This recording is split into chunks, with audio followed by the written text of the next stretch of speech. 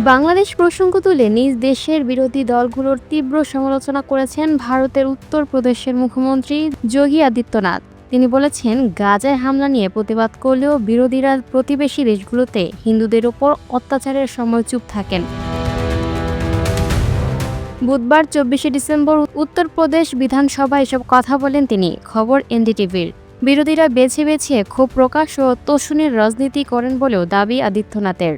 তিনি বলেন, গাজা উপত্যকায় যা কিছু ঘটে তার জন্য আপনারা চোখের পানি ফেলেন, কিন্তু বাংলাদেশে একজন দলিত যুবককে হত্যা করার সময় আপনাদের মুখ থেকে একটি শব্দ বের হয় না।